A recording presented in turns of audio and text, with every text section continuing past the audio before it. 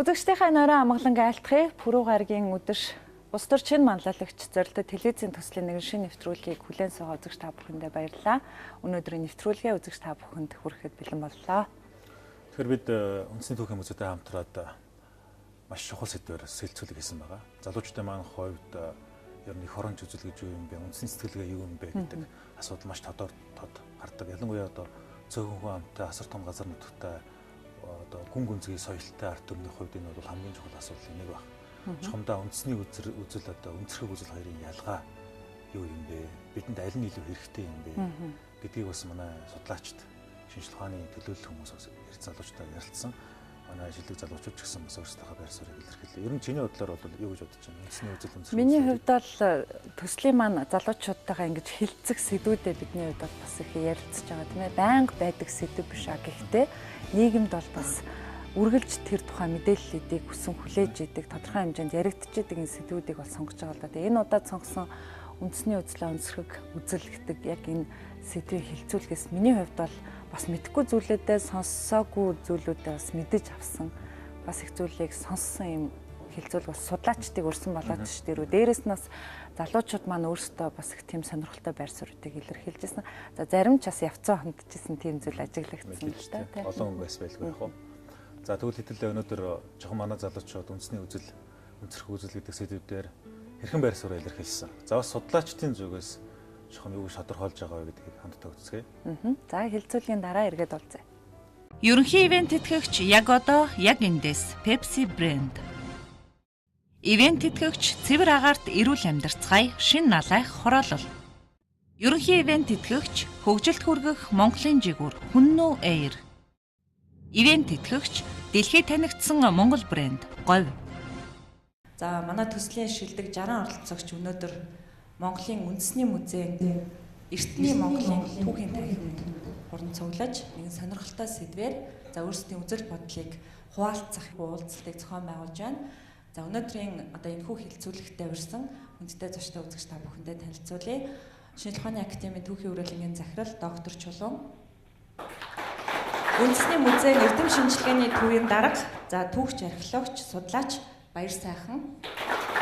За нэвтрүүлгийн маань хамтран хөтлөгч Эрдэнэлт, за мөн мэдээж манай төслийн шилдэг 60 оролцогч маань хүрэлцэн ирсэн байна. Тэр өнөөдөр бидний онцлон үзэл бодлоо хуваалцах сэдв бол үндэсний үзэл ба өнцөрхөг үзэл гэсэн сэдвээр бид ярилцах болно. Би энэ сэдвээр энэ асуудлаар олон жил найз нөхдөдөө таньдаг мэддэг хүмүүстэй ялагдсаар ирсэн. Бусад үндэсний соёлын хөтөлбөрөөс болоод монголчууд өөрсдөө үндэстэй гэж бодоход дэлхий гэж байна. Төрийн эсвэл өшрөө гэж төв улс төр хоёрын хооронд зааг ялгааг нь гаргахгүй бол өнөөдрийн бичигдэж байгаа төв магадгүй 50-60 жилийн өмнө бичигдсэн төв хоёр хоорондоо өөр үндэсээ үзэлтэн бид хэрэгтэй байна. Одоо жимбэг үндэсгүйг би цагаан сараар заавал биелүүлдэг. Тэр малчинд орж Путиний бодлого Обамагийн тухай ярьдаг. Өөр улсын ямар сэгээдүүдтэй ярих тэр тийм том юм ярихгүй шүү. Залуучууд түүхэн мэдэхгүй тэгээд та бүгдтэй нь уулзаад түүхэн мэдж байгаа мэдгүй шалгалт авчихсан юм уу? Судалгаан дээр хэлж байгаа юм уу? Судалгаан дээр Чингис хааны өө юм мэдгүй амбааг зогсож байгаа. Ядаж энэ өвдөцөө уг соёлоо мэддэг байгаасаа л гэж.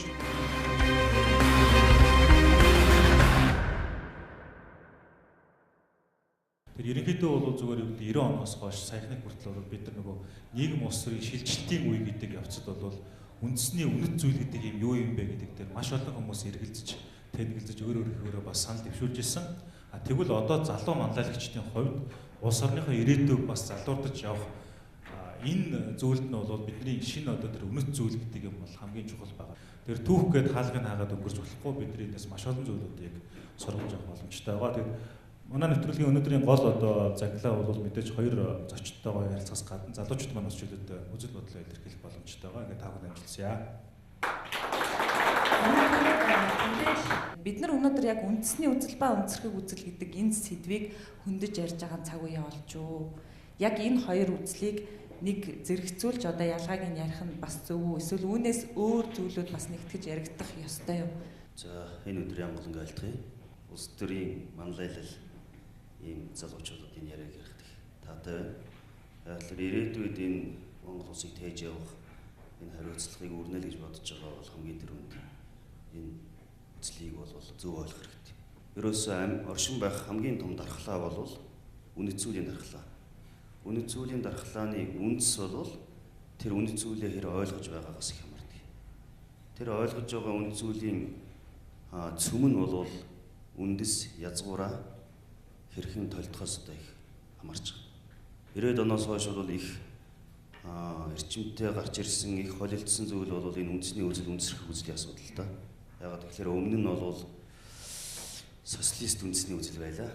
Тэгээ энэний дараа бол монголчууд 90 оны чөлөөтэй боллоо. Дэлхийн ертөнцийн нэгдлээ, өөрийнхөө өнгөрсөн түүхийг олж хардаг, өөрсдийнхөө одоо сууж, өөрийнхөө хайлт хийж гисэн монголчууд. Тэр хайлтанд бол энэ бүх зүйл бол одоо дахин том давалгаа болж ирсэн 90-ад оноос хойш. За энэ давалгаа бол мэдээж эхлээд бол үнсэрхэг үзэл бий юу тэр хэд одоо өөрийгөө дүүлгэх юм уу, хэд одоо өөрийгөө төв болгож харах юм уу, ийм хандлага бол хэд их байсан. Энэ бол одоо ч байгаа зүйл. Үнсэрхэг үзэл гэдэг маань бол одоо яг янз бүрийн хүмүүс хэлж байгаа юм. Аюултай гэх юм уу, одоо хэд одоо бусдыг үгүйсгдэг гэх юм уу, нэг ийм сөрөг талууд бол их байдаг. Үнсэрхэг үзэл бол бас огт байх хэрэггүй гэж одоо хэлэх бол бас хэцүү. Ягаад гэвэл эн чинь нэг Фрейд одоо өөрийнхөө одоо бахархал тэр юмны зэг бол мэдээж байна. Хэд үндэсний үзэл бол одоогийн нийгэм дэлхийн ертөнцид бол их адармат хэцүү. Ягаад гэвэл цээжэд илдэх биш хүн болгон өөрийн хийж байгаа тэр үйлдэл болгон л тэр үндэсний одоо үзлийг илэрхийлж байгаа зөв үн зүйлээ илэрхийлж байгаа зүйл шүү дээ. Тэгэхээр одоо бүгдээрээ төв мэддэг байх шаардлагагүй. Гэхдээ тэр хийж байгаа бүх үйлдэл чинь өөрөө үндэс язгуур угсааныхаа төлөө хийж байгаа л тэр зүйл. Тэгэхээр улс төрч хүн би ч өмнө хэлжсэн нэг үг хэлэх нэг гарын үсэг зурх хүртэл бол түүх болж үлддэг.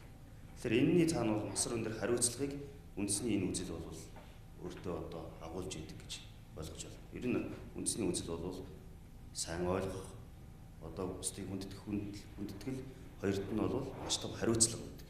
За баярлалаа. Тэгэд одоо залуу үеийн манлайлал олон сайхан залуучуудын төрөлцөн ирж бас ийм сэдвээр ярилцлага хийж байгаад бид баяртай байна.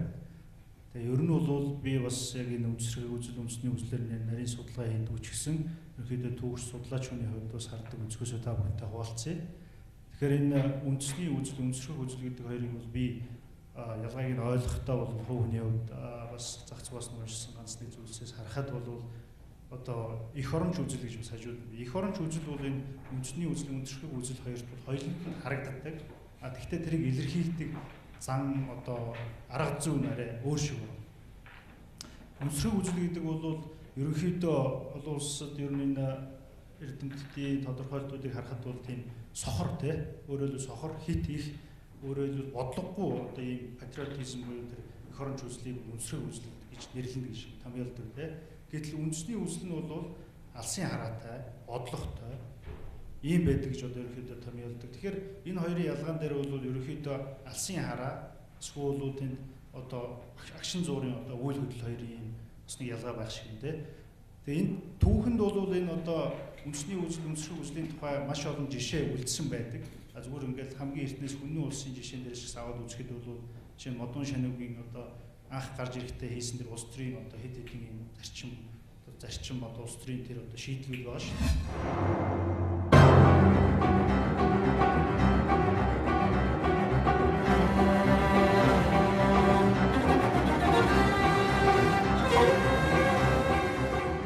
Манай эртний өмнө 209 онд Модон Шаниу нүүдэлчдийг нэгтгэсэн эзэнт гүрэн байгуулсан Төв Азийн нүүдэлчдийн түүхэнд асар их ач холбогдолтой үйл явдал болсон. Нүүчүүд хар шараас хянганы нуруу хүртэл байгаль далайгаас цагаан хэрэм хүртэлх өргөн үүдэн нутаг буюу өнөөгийн Монгол улс саатны амьдран байгаа Атар нутаг дээр нүүдэлчдийн анхны тулгуур төрийг байгуулжээ. Одоо жишээ нь тэр хүн үнэхээр үндэсрэг холч ухаантай байсан бол тэр хажуудлын дунхуу нар одоо хүннү улс руу одоо ингээл шахалт үзүүлээд эхлээл эхнэрийн дараа нь морийн те ингээд шаардаад байдаг. Гэтэл тэнд бол тэр хажууд нь сууж исэн ноёд тушинд бүгд дайраад ороод дайлан одоо эслээд тэрт алдсан гэсэн. Модон Шаниу бол үгүй байж хүлээх цай те. Тийм учраас түүхчд үздэг шүү дээ. Энэ бол цэрэг улс төрийнхээ бэлтгэлийг хангаж исэн бодлоготой байсны илэрхийлэл юм. Тэрнээс үүш тэр хүн агшин зур сэтгэлдээр хөдөлдөг хүн байсан бол нэг хан мөрөөр унана. Тэгэхээр тэр үйлдэлийг хийхээ өмнө боддог, бодлогоо барьдаг, бодлогыг бодж үздэг, ямар үр дүнд хүрэх үү гэдгийг бас илэрхий өөрөө хүн ухаандаа тунгаасан тийм бодлого. Чингис хаан дээр ч гэсэн зөндөө олон үйлдэл түүхийн үйл явцуд байгаа. Яг энэ шиг миний ойлголтоор бол үнсрэг үзэл үндэсний үзлийн хооронд бол ийм бодлого харааны асуудал болов. Хан очиод мөргөх үү, ханыг эсвэл яаж одоо хэмхлэх үү, устгах уу тэр одоо урд нь тулаад байгаа тий. Тэрийг харж байгаа өнцгөөсөө бас хамаардаг юм гэж ойлгож байна. Надад ийм санд байна сайн. Одоо юу гэдгийг үнсрэг үзэл үндэсний үзэл гэдээ ярихлаар үнсрэг үзлийг бол бид нар аягүй сайн ойлгож шít. Тэгвэл үндэсний үзэл бидэнд хэрэгтэй юм байна гэж. Тэгвэл үндэсний үзлийг одоо цааш нь яаж одоо энэ шин тулгуур тутамд бид нар яаж зөв энэ бидний хөгжлийн зөв одоо гарц болох уу? Яаж зөв эв нэгдлийн суурь болох уу гэдэг дээр залуучууд маань саналаа хэлээд энэ ярианы чиглэлийг тийш нь явуул яах вэ гэдэг саналтай байна. Та бүхэн дэмжиж байна уу? Үндсэрхэг үзэл гэдгийг бид нар маш сайн тайлбарлаад энэ аюултай зүйл гिचдэг. Харин үндэсний үзэл гэдэг үзлээ энэ үзэлтэй чинь ямар их ойрхон бэ? Яг хил хязгаар нь үл мэдэгдэн гэдгийг ер нь л тайлбарладаггүй. Энийг би аюултай зүйл гэж үздэг.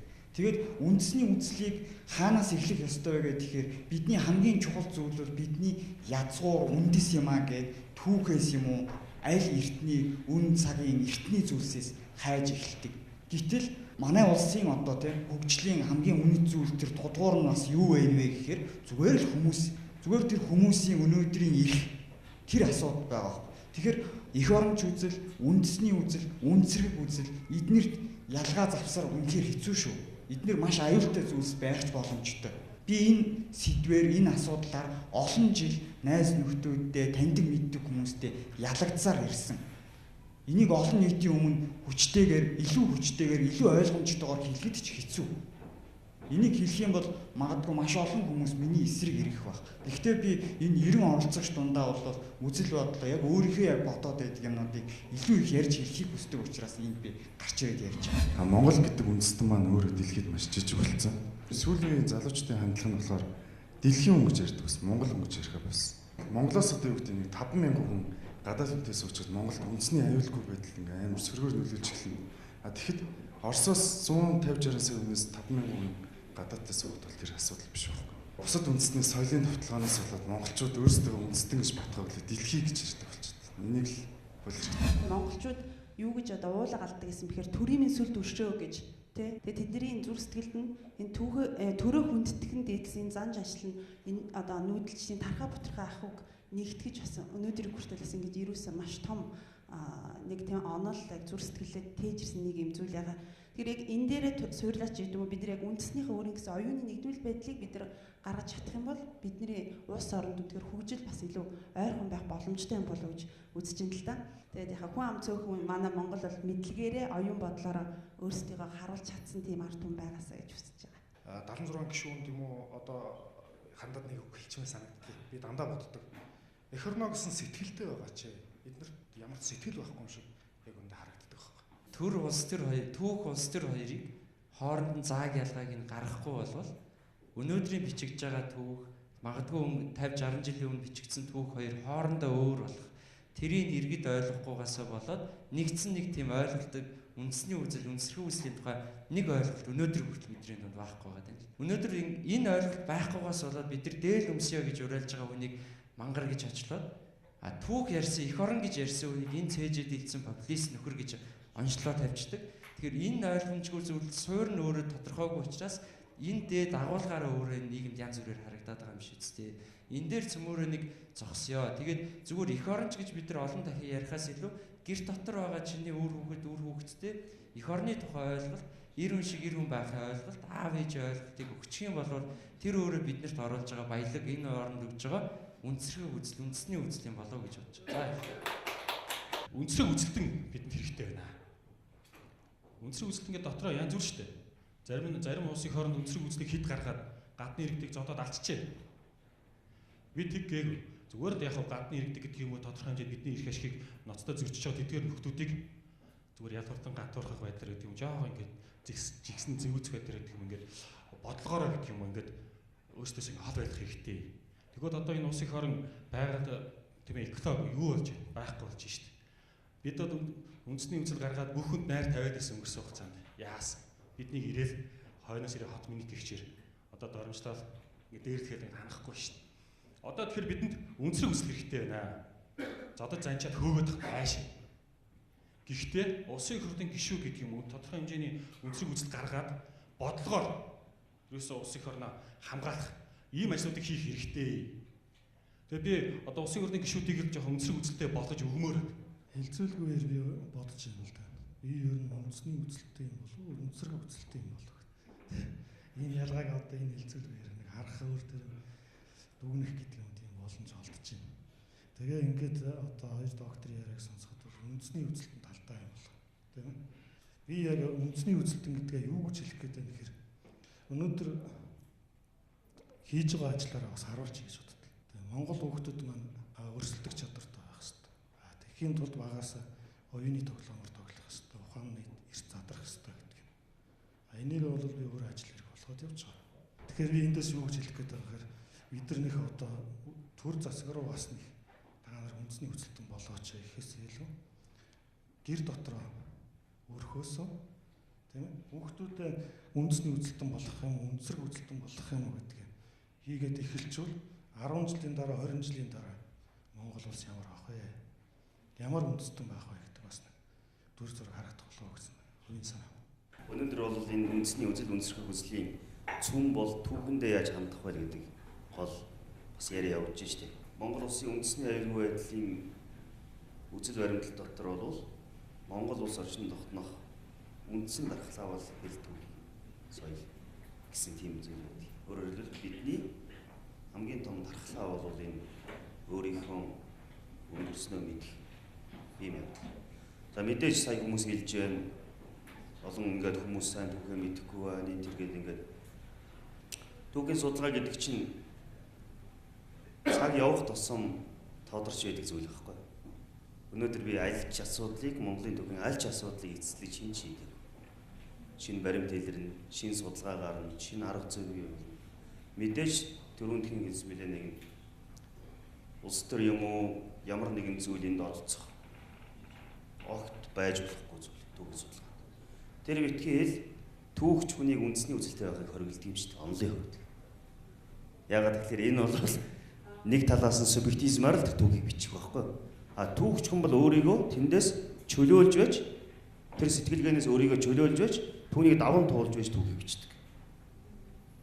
Харин тэр бичсэн түүхийг хүмүүс уншиж өөрөө эмбэ гэдгийг хардаг байх хэрэгтэй байхгүй. Тийм л зарчмаар явж байгаа. Мэдээж өмнө нь бол тэр түүхэнд измүүд ордог байсан. Дараа нь нэшнлизмээр орсон. Одоо Монголын түүхийн судалгаанд бас их чөлөр болоод байгаа юм гэхээр энэ хэд үндэсний үзлэр түүхийг хардаг. Хүмүүс тийм юм шаарддаг. Тэр үзэл бол их төвөгтэй байдаг л тэр судалгаа явж байгаа. Гэхдээ үүнээс бид нар чөлөөлж чадна. Жинхэнэ тэр түүхийн бодиттой юм л тавь. Би Чингис хааныг магтах гэж бичих хэрэггүй шүү дээ. Чингис хааныг таних гэж бичих хэрэгтэй байна. Ер нь өнгөрсөн түүх хөшлийг харахад бол улс төрийн нөлөөгүй түүх маш ховор. Одоо 20 дугаар зууны түүхэд тэр чигээр улс төрийн нөлөөнд бодож бодлого хором түүх хичигдсэн зөндөө жишээ байгаа шүү дээ. Түүх өөрөө тэр бичиж байгаа субъект нь өөрөө одоо тэр түүхийг бичиж байгаа юм ч гэсэн тэр нөлөөнд авчиж улс төрийн нөлөөнд авчснараа тэр хийгээд байгаа. Тэр хүн хэдийгээр хүсэхгүйсэн ч гэсэн улс төрийн шахалт тэр нийгмийн дарамтнаас бол тэрийг бичдэг. Тэгээд түүхийг тэр public colonnade нь хүлээж авдаг ийм явдал бол өнөө хүртэл янз янзаар байгаад шин тогтноод байгаа. Энэ бол байхгүй ш байгаа зүйл. Гэхдээ бас хүн болгон түүх мэдснээрээ бас үндэсний үзэлтэй болчихгүй үгүй гэж би боддог. Ягаад гэвэл түүхийг та нар мэдж байгаа. Чингис хааны хүн болгон мэдж байгаа. Ямар үйл явдал, ямар үнэн ч хүн байсан, ямар үнч нөхрийг сонгодог байсан, ямар хүнийг үн цэнтэй хүн гэж үздэг байсан, ямар үйлдэлийг тэр хүн сайн үйлдэл гэж үздэг байсан, хичнээн удаа туршдаг байсан хүнийг тэрийг хүн болгон мэдж байгаа байхгүй. Энэ улс төрч ч гэсэн мэдж байгаа. Гэхдээ хэрэгжүүлдэг байхгүй. Ерөөсөө хэрэгжүүлдэг. Тэгээ бид нар түүхээ мэдээд яах вэ? Хэрэгжүүлэхгүй. Тэр сайн түүхийн сайныг ойлгоод муугийг хаяад тэн дундаас өөрийнхөө шүүрэн дээр тэр сайн үйлдэлийг хэрэгжүүлж чадахгүй бол түүхийг мэдээд яах вэ? Хэрэггүй шүү дээ. Би бол ингэж боддог. Чингис хааны тухай ингээ ярангуут шашин шүтэг хэрэгчлөө зөвшөөрсөн, чөлөөт хөдөлтөд дэмжсэн. Одоогийн хэллэгээр бол гендер буюу эмэгтэйчүүдийн эрхтгч ойлголтыг бий болгосон. Дээрээс нь бол нөгөө merit based тогтолцоо гэж одоо яриад байгаа хүнийг угсаа гаруулаар нь биш хичээл зүтгэлээр нь дэвшүүлдэг хүний үнэнч байдлыг харуулцдаг байсан гэдэг ч тийм. Ингээд маш олон одоогийн ертөнцийн дэг журам хууль легасиг одоо Чингис хаан бүрдүүлсэн гэж үздэг тийм. Тэгэхээр Чингис хааны яг хийсэн зүйлүүдийг ингээд харахад үндэсний үзэлтэй байсан уу? Эсвэл бол үнцэрхэг үзэлтэй байсан уу гэдэг. Яг одоогийн ойлголтоос тэр хүн ямар хүн байсан бэ? Тэр талаар та өөрийнхөө байр суурийг хэлээч. Түүхэн зүүн зарчмаар бол одоогийн бидний ярьж байгаа үнцэрхэг үзлийн томьёо бол үндэсний үзлийн томьёолоор өвөөг бол дүгнж болохгүй л дээ. Хэцүү. Чингис хаан. Гэхдээ явуулсан үйл ажиллагаа түүхэн талаас нь ингээ харах юм бол Чингис хаан нэг зүйл хийж чадсан. Олон хэсэг хэрчигдсэн аймагуд өөр өөрийн үндэслэлсэн айдентиттэй тийм аймагуудыг би Монгол гэдэг тэр томьёолд оруулчихсан. Чингисийн их Монгол хүннүгээс уламжилсан их өв соёл түүхэн улбан дээр гарч ирсэн ээлжит нэгэн хүчрхэг төр байлаа. Чингис хаан Төвөөс одоогийн Монгол улсын газар нутаг дахь олон 10 тархай бутархай нүүдэлчин аймагуудыг нэгтгэж Алтан улс, Тангууд улс, Хорезмийн эзэн тулсыг байлдан дагуулснаар их бүрний үүсэл хөгжил эхэлжээ. Амаг Монгол аймгийн хаанаар 1189 онд өргөмжилэгдсэн Чингис хаан улс төр болон цэрэг зэвсгийн хүчээр зэрэгэлдэх аймагуудыг өөртөө нэгтгэж 1206 дугаар онд их Монгол улсыг байгуулсан. 1911 онд монголчууд тусгаар болохдоо Оросоос тусламж гуйхдаа нэг л зүйлийг хэлсэн. Бид шашин үндсээ аварна гэж. Шашин бол тэр сэтгэлгээг нөхөж исэн том зүйл. Үндэс бол 800 жил тасрахгүй ирсэн тэр язгуур угсаага хадгална гэсэн санаа байсан. Ерөөс энэ хоёр дээр л Монгол улс оршин тогт. Түүнээс бол худалдаа эдийн засаг хэл хязгаарын тухай асуудлыг хийж яв. Шашин үндсээ л аврыг гэж. Монгол орон 200 гаруй жил Манжчин улсын эрхшээлд орж бүр мөсөн эзэгнэх гэсэн Манжийн бодлого он жилээр даймжирч байсан нь Монголын ард түмэн ноёд түшимдэд тусгаар тогтнолоо сэргээх зориг тэмүүллийг төрүүлж улмаар аян шавтаг эрх хийсээр 20 дугаар зуунтай золгов. 1911 оны 100 халах 4 аймгийн ноёд шашны тэргүүн богд жавзан дам хотогтод дан шиг өргөх ялтам их хүрээнд цугларн ирж Манжийн ноёрхлыг түлхэн унгааж Монголын тусгаар тогтнолыг сэргээх талаар хэлэлцжээ. Тэгэхээр өөрөөр хэлбэл хэрвээ цаашдаа ингээд Монгол улс монголчууд орчин тогтнох үндэс байвал гарцаа авахгүй энэ ойлголтыг харах хэрэгтэй. Бид бол өнөөдөр түүхийн судалгааны хувьд ч гэсэн тэр штэ баруун зүүн өмнө хойно урд гэж хэсэгчсэн хэрцсэн тийм л төвчлэг байсан ч одоо харах тэр хүрээгээ бол өөрчлөх хэрэгтэй.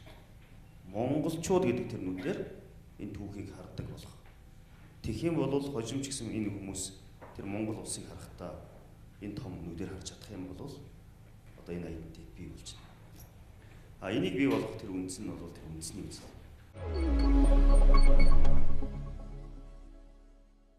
Бид нар залуучууд үр хүүхдүүдээ бас үндэсний үндэсрэг үзэлтэй болгоо зүгээр л өөрөөрөө бахархдаг Монгол хүн гэдгээрээ бахархдаг болгочих хэрэгтэй байна.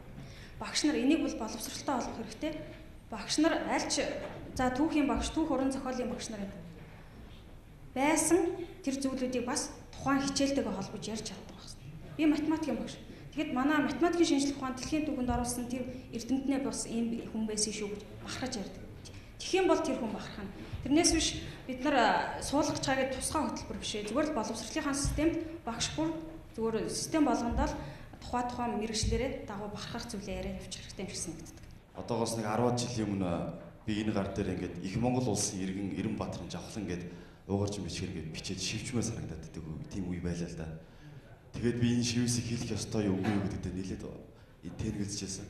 Тэгээд би цаашид ямар ажил хийх вэ, ямар хүн болох ёстой вэ гэдэг болохоор бас тэрэнд ингээд харшилтаад байгаа. Тэгэхээр яг үнцэрхэг үзэл гэдгийг залуучуудад чи энэ үйлдэлийг хийснээрээ чи үнцэрхэг үзэлтэй үндэсний үзэл гаргаж байна гэдгийг ухамсарлуулах, ойлгуулах бас нэг тийм шаардлагатай болов уу гэж бодогдож байна миний хувьд. Нөгөө тэгвэр яг бидний үеийн залуучууд ингээд гадагшаа гадны орныг зориул гадаад руу одоо эрдэм өнгөлөхөөр ингээд явж исэн, шуурганд биж исэн. Цуг нэгдэл ингээд гадагшаа явлаа. 4 жил болоод эргээд Монголдо ирлээ. Тэгээд эргэж ирээд бид нар одоо удирдлага активд сургалтанд сууж байгаа тийм ээ. их хэлээрээ эрдэм заалгуулах шиг аз жаргал те үнэт зүйл баялаг байхгүй байна гэдгийг би маш сайн ойлгож байгаа энэ хугацаанд. Тэгэхээр бид нар өөрсдөө бас өөрсдийнхөө их хэлний энэ үн цэнийг бас сайн ухамсарлаж ойлгож юмар байна.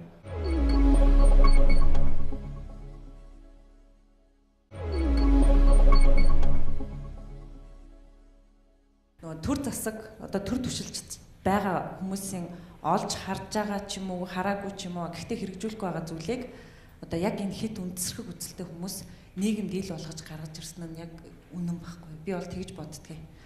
Одоо хууль зөрчөөд орж ирсэн хүмүүс монголчуудын эсрэг одоо үйл ажиллагаа явуулаад ирсэн үнэн мэт те. Тэрийг төрийн байгууллага цагдаагийн байгууллага гаргаж ирэхээс өмнө үндэсрэх үзэлтнүүд гаргаж ирсэн нь одоо нөгөө хэвлэлийнхний сэтгүүлчдийн анхаарлыг татаад тэрийг одоо мэдээлэл болгож гаргаж ирсэн. За энэний дараа нөгөө гадаад иргэн хариуцын асуудал эрхэлсэн байгууллага асар хүчтэй ажилдаа орсон. Тэгвэл яг энэ хитрхи их одоо газар авах юм бол аюултай гэдэг байж болно. Тэгвэл энэ бол өнөөдөр үзэгчид маань энэ хилцүүлгээс өөрсдийнхөө тэр дотор байдаг айдаст одоо жишээлбэл би яаж хандах ёстой юм бэ? Энэ юу н байх ёстой зүйл юм уу, байхгүй ёстой юм уу гэдэг зүйл дээр илүү бас анхаарч байгаа үзэгчид байгаа гэж бодод байна л да. Үндэсрэх үзэл гэдгийг хүмүүс юу гэж ойлгоод байгаа гэхээр одоо даяар Монголтой ч юм уу эсвэл зүгээр байгаа хятадуудыг чирж явуулаад хаях ч юм уу ингээд ийм эсвэл нэг фашизмтэй ч юм уу бодох ийм юм энэтэй холбож ер нь хүмүүс ойлгодог ийм л одоо аюултай юм байна. Тэгэд энэ хэд үндэсний үзэл шовинизм өөрөө тухайн улс оронд ямар их сөрөг үр дагавар авчирсан бай гэдэг жишээнүүдийг бид нэр дэлхийгээс харж байна. Одоо Монгол улс бол маш эмзэг гоцтой улс. Дэлхийн хамгийн хоёр том гүрэнтэй хэлэлдэг. Энэ хоёр улс өнөөдөр дэлхийг эдийн засгийн хувьд тайлбарж байна. Нэг нь зэвсэг одоо цэрэг армийн хувьд тайлбарж байна.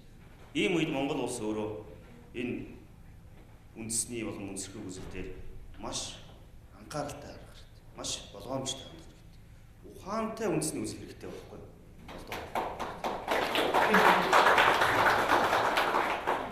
Хамгийн наад зах нь ихэд төрийн ямар ч хүн эргээд хэн нэгэн түүхч энэ миний гаргасан шийдвэрийг судалдаг гэдгийг бодож явах. Хизээ нэгэн цагт түүхчдээ хожим үеийнх нь мөрдүүлэх, шүүлгэн. Өөрөөр хэлбэл энэ бол түүх бол шүүх байхгүй. Эцсийн үед. Тийм учраас хэн ч шүүхийн өмнө гэмтэн байх гэсэн үг. Гэмтэн байхгүй тулд стрийн хувьд ч тэр ер нь бол эрийн ёс, гэрийн ёс, төрийн ёс гурав болвол бат их байх хэрэгтэй. Одоо энэ гурвыг салдагдсан байна. Саяхан Медведевийг Оросын ерөнхийлөгч байхад Оросын түүхийг говьулсан контентыг хориглоно гэсний хууль гараад тэгээд шүүмжилт өртөд буцаад туслагдсан л та. Тэгэхээр улс болгон өөрсдийнхөө одоо түүхэнд хандах бодлогоо тодорхойлдог. Солонгос бол энийг ер нь бол нөгөө контент буюу кино болгож ингэж гаргаж байгаа. Эцэш түүхэнд байгаагүй үйл явдлыг жишээлбэл үйл явдал болгоод ингээл түүхэн кино маягтай гаргацдаг ч тийм юм байгаад байдаг. Америк бол нөгөө Холливуд гэдэг маш том студиорээ Америкийн бахархлыг бүр ингэ детальчж харуулдаг шүү дээ. Саран дээр ямар бичгтэй байжуулснаас өксүүлээд Вашингтоны уртлын хідэн хөшөөд бунхнуудыг бол бид нар бараг сквадрын талбайгаас илүү зургатаар хардсан байгаа шүү дээ, тийм ээ. Тэгэхээр улс болгон ийм одоо юу гэдэг бодлого хэрэгжүүлж байдаг. Тэгэхээр энэ дээр манай хандлага ямар вэ? Та яг ингэ өөрөө энэ мэрэгчдийн хүний хувьд Солонгосыг бид нар буруутгах алба. Үндсэндээ түүхэндээ empire байгуул үзээгүй ард түмэн хичнээн янзын эзэнт гүрэн байсан гэдэг тэр хүн төр нь мөнгө хайж байна. Төр нь бодлого болгож байна. Тэр төр нь Солонгосын давлгаа явуулж байна. Америк бас тийм ээ.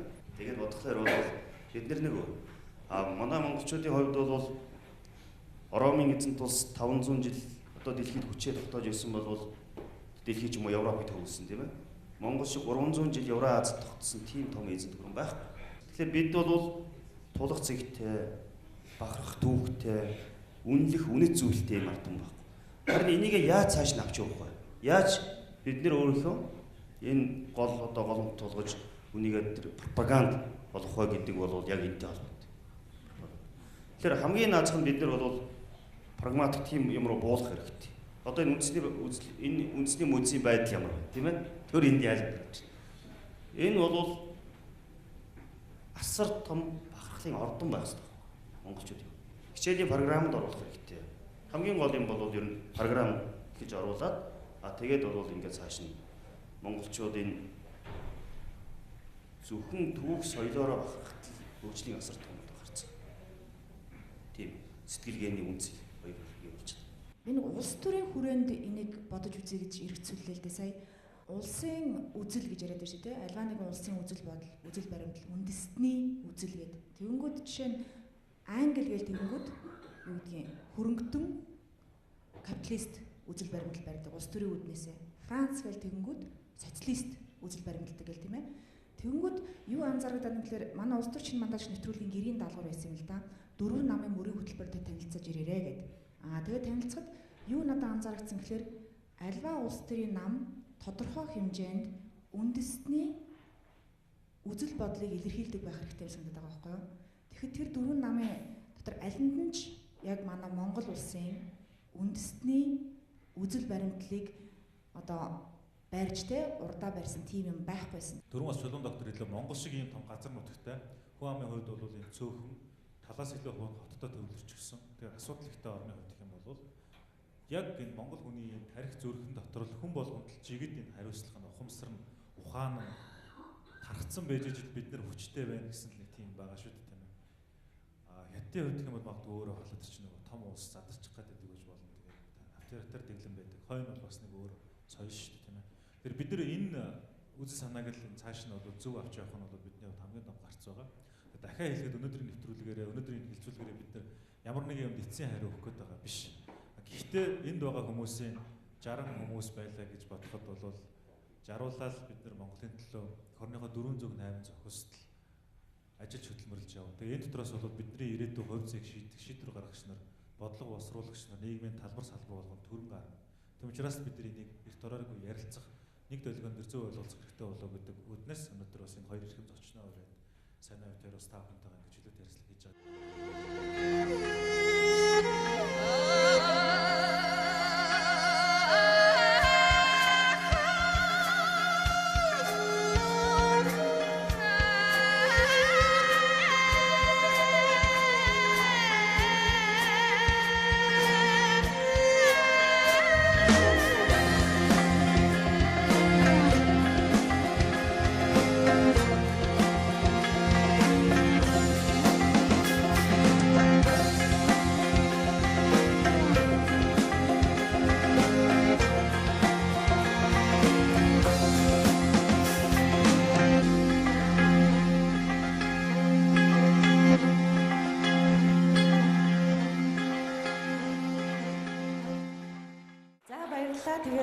Бидний дотор унтаж байгаа тэр үндэсний үзлээ зөв сэрэж, зөв төлөвшүүлснээр бид нар одоо жинхэнэ үн цэнтэй үндэсний үзэлтэн хүмүүс болох юм байна.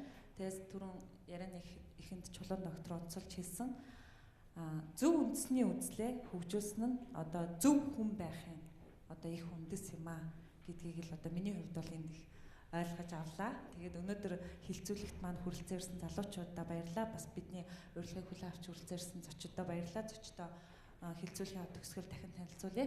Шинжлэх ухааны академийн түүхийн үрэлэнгийн захирал доктор Чулуун, үндэсний музейн эвдэм шинжилгээний төвийн дарга түүхч археологч судлаач Баяр сайхан.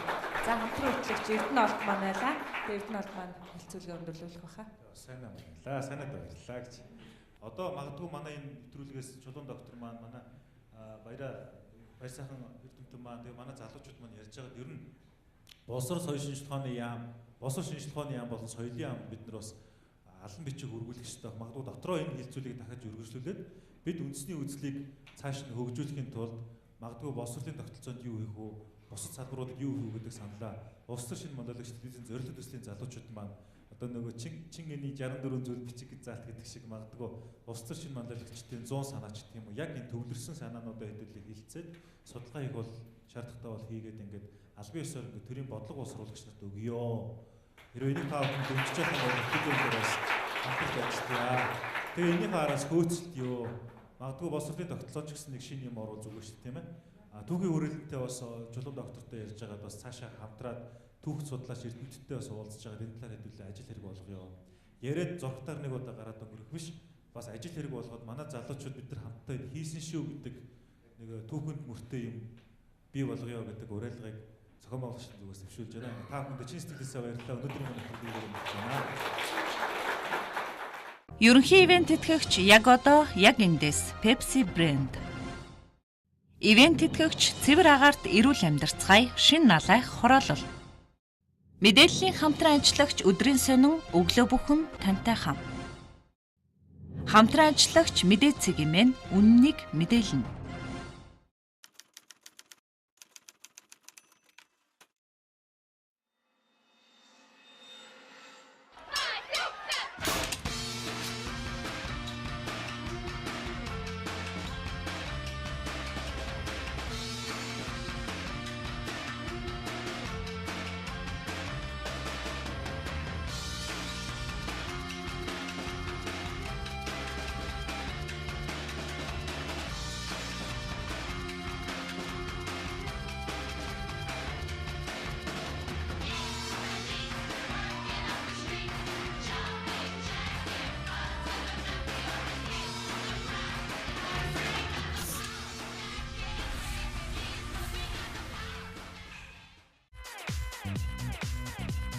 Мөнгө дэвших байгалийн мөнгө. Намар үлийн шин загварууд худалдаанд гарлаа. Наран мандах зүгт цэвэр агаарт эрүүл амьдралын тав тухыг бүрдүүлсэн иж бүрэн 6,000 айлын шин налайх цогцолбор хороолол таны гэр бүлийн амар амгалан аз жаргалт амьдрах бүхий л таатай орчин болох ногоон байгууламж, сургууль, цэцэрлэг бүх төрлийн үйлчилгээний төвүүдийг нэг дор бүрэн шийдэн танд хүргэлээ. Цэвэр агаарт эрүүл амьдарцгаая. Тэлмэн констракшн шин налайх хороолол.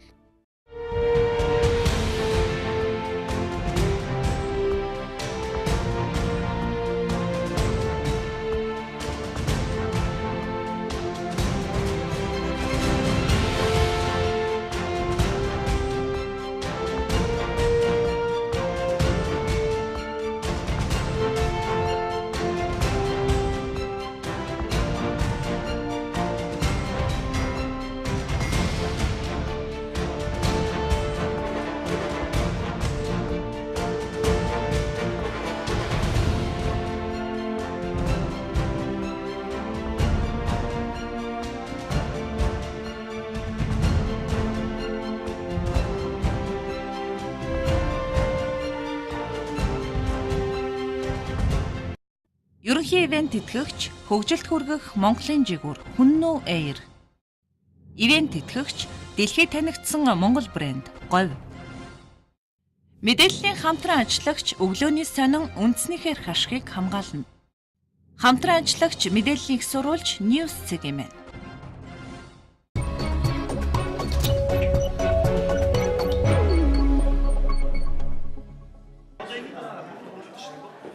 Улс төрчин манлайлагч төслийн багууд нийгэмд чиглэсэн төсөл хэрэгжүүлэх даалгавраа амжилттай гүйцэтгэж байна.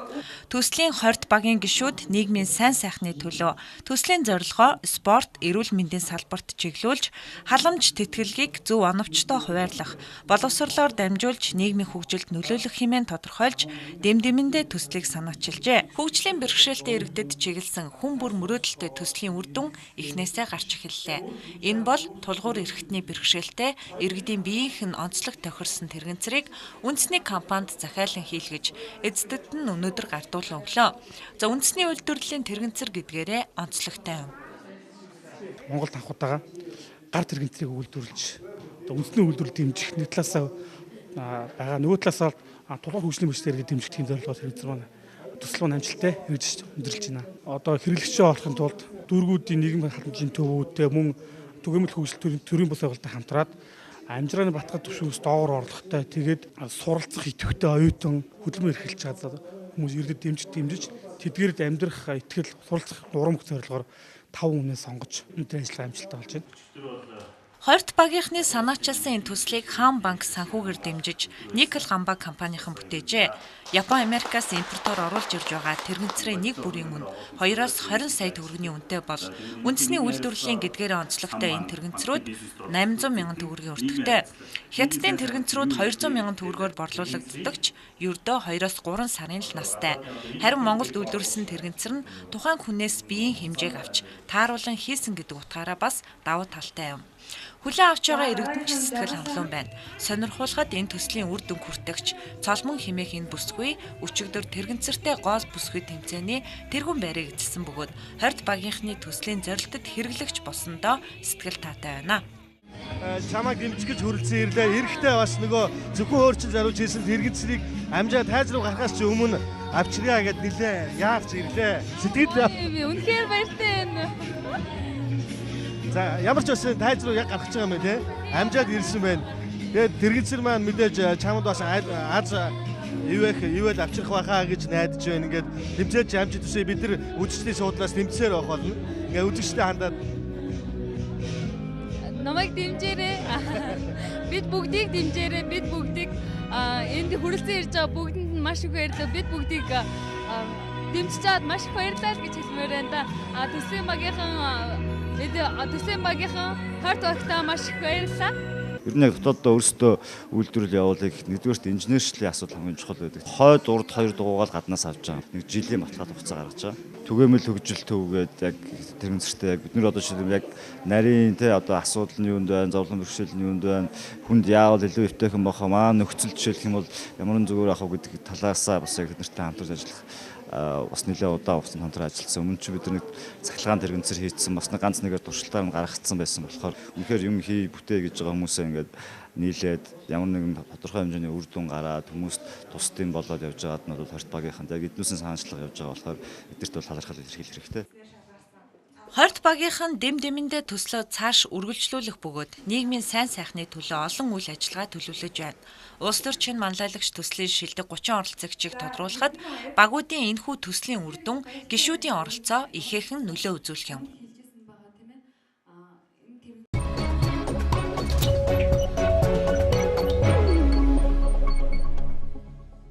Ерөнхий ивент тэтгэгч яг одоо яг эндээс Pepsi брэнд. Ерөнхий ивент тэтгэгч хөгжилд хүргэх Монголын жигүүр Хүннүү Air. Ивент тэтгэгч цэвэр агаарт эрүүл амьдарцгаая шин налайх хороолол. Ивент тэтгэгч дэлхийд танигдсан Монгол брэнд Говь. За улс төрчин манлайлагч телевизийн төслийн манд пүрэв гарагийн дугаарыг хүлээн авч үзэгч та бүхэндээ баярлалаа. Өнөөдөр бол энэ 7 хоногийн бол бас их ачаалттай өдрүүдийн нэг байсан. За эх 7 хоногтоос төслийнхоо шилдэг оролцогчдын одоо өрсөлдөөнүүдийг харуулсан сонирхолтой нэвтрүүлгүүдээр иргэд уулзнаа. Тэгээд манай үзэгчдээс бас маш олон саналууд ирж байгаа. Одоо залуучдын донд нэг ийм сорилтуудыг оруулах яасан бэ? За бас манай шилдэг 60 оролцогчтой дэмжиж байгаа тухайгаа илэрхийлж байгаа. 60 оролцогчтой уулзмаар байна. За зарим нь бүр очиж лекц уншмаар байна. Зарим нь бас тодорхой хэмжээний ингээд хамтарч ажилламаар байна. Төсөл хөтөлбөр хэрэгжүүлмээр гэсэн саналууд байгаа. Энэ бүхэн бол нээлттэй манай залуучуудтай холбогдоод явуулна. Бас манай төслийн цахим одоо хаягаас гадна Facebook групп байгаа. Ижиж гэсэн манай залуучуудаас бүрэн боломжтой. Яг одоо бол манай оролцогчдын хувьд бол бас их хариуцлагатай. 5 одоо шалгуураар шилдэг 30-д үлдэх яг энэ үнэлгээнд бол хамгийн том ажил бол багаар хэрхэн ажилласан бэ гэдэг үнэлгээ байгаа. Тэгээд төслийн шилдэг 4 багийн маань оролцогчид төсөл эхлэхэд одоо яг багийнхаа нэрмжид тийм томоохон төсөл хөтөлбөрүүдийг хэрэгжүүлж эхэлсэн. Тэгээд энэ 7 хоногийн хувьд бол яг шүүгчдийн өмнө энэ төслөө эцсийн үр дүнгийг харуулж тайлан тавих байгаа. Тэгэхээр залуучууд маань яг энэ төслийнхөө тайлан нэвтрүүлгийг одоо интернет ертөнцид байршуулах юм байгаа. Тэгэхээр үзэгч та бүхэн хэрвээ манад нэвтрүүлгийг үздэг бол манай оролцогчдыг бас дэмжиж байгаа бол яг энэ нэвтрүүлгүүдийг заавал цаг гарган үзээд бас өөрийн дэмжлэгийг үзүүлээрэй гэдгийг. За ингээд үзэгчтэй хоёул өнөөдрийн нэвтрүүлгийг өндөрлөе. Тэгээ манай залуучууд ямар ч байсан одоо цагаас цагт сараас сард улам илүү чадварчиж те өрсөлдөх чадвар нь нэмэгдэж байгаа.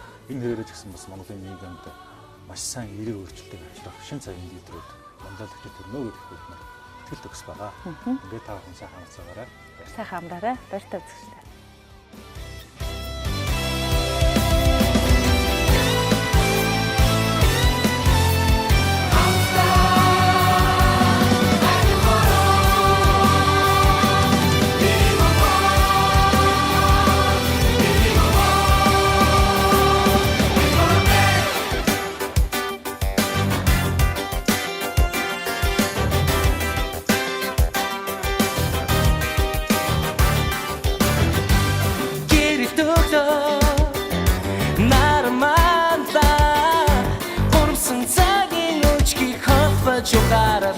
баярлаа. Эрхэмсэн миний Монгол эднэт цагийн өдрөл өндөрлөө. Эрхэмсэн миний Монгол эднэт цагийн өдрөл шинээр өндөрлөө. Энхүглөөний нараманда эргэх цагийн мурадад дахиж итгэл авчлаа.